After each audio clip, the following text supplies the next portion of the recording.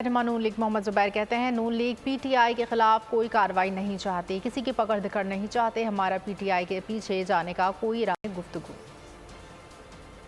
सियासी हरीफ हैं पीटीआई हमारे, हम सियासी मैदान में उनको हराना चाहते हैं या वो हमें हराना चाहेंगे।